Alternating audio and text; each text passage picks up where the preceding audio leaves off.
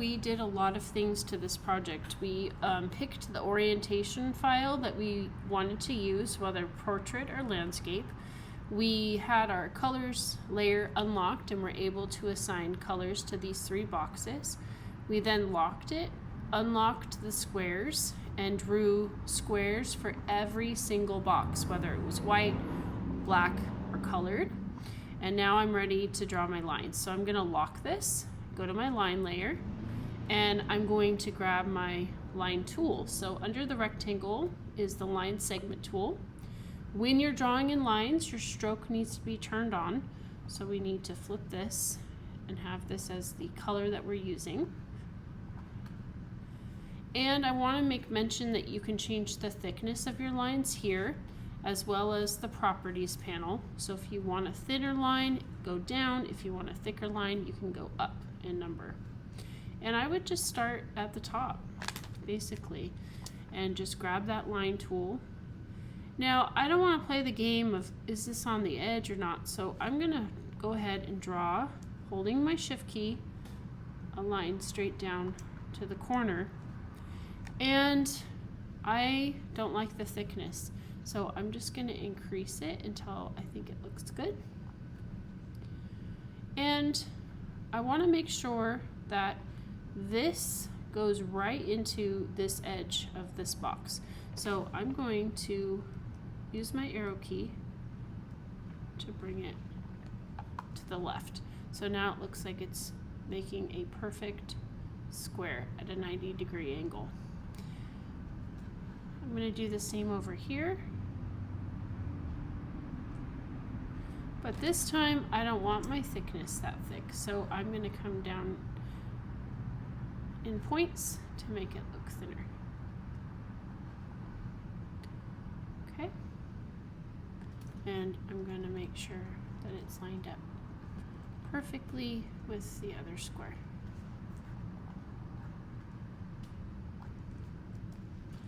The arrow keys allow you a little bit more control sometimes than your mouse. I need to create a line going across here. So I'm going to hold my shift key. Okay.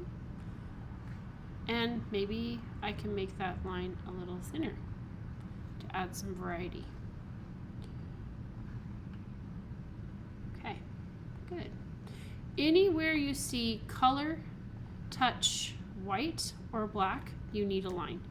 So keep that in mind as you're trying to decide where to put the lines.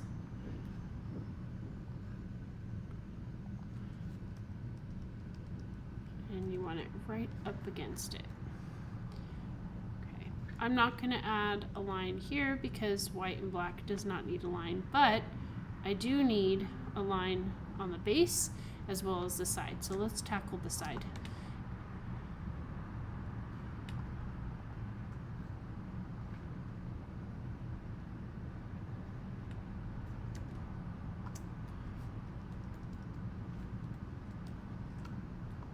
Change the stroke size after you make the line, then move the line if you have to, because you are gonna, the thickness is gonna affect the alignment of the line, so you wanna have that adjusted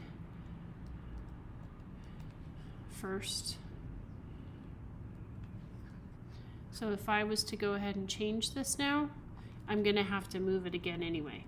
So go ahead and adjust the stroke size first, then move the line according to where you need it to go. And if you're having a hard time making sure it's lined up, go ahead and zoom in using the magnifying glass. Like this one, I'm having a hard time. So I'm gonna go ahead and just increase like that. Okay, that magnifying glass is right here, and I was able to go in and out using that. I'm going to grab my line tool again.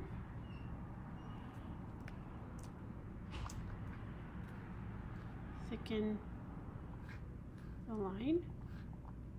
Take my line tool, go across, holding shift to keep it straight. Our hand is not as accurate, so we want to make sure that we get it just right.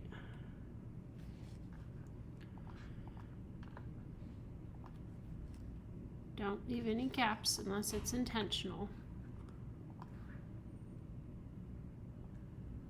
And you may find that after you do this, you need a couple more lines. Maybe you need to break up some of the sections that you thought were going to be okay, but instead they need a little bit more division. So that's what this is for. Just kind of mapping this out as you go, making the changes.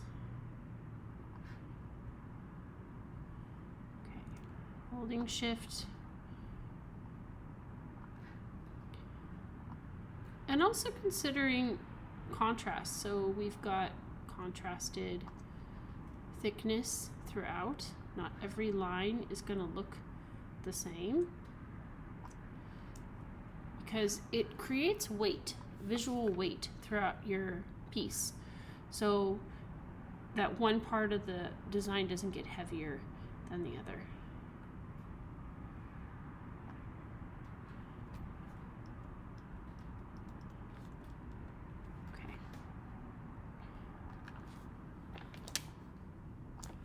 Alright, I'm gonna look at this. I like these three white boxes. They kind of go diagonal, but I think what might be interesting is if I decide to break one of these up. So it creates a little bit more diversity, and then changing the thickness as I go. Okay. Good. Alright. Once you're done, you're going to file, save as, save to your downloads on your computer, and then turn that into Canvas.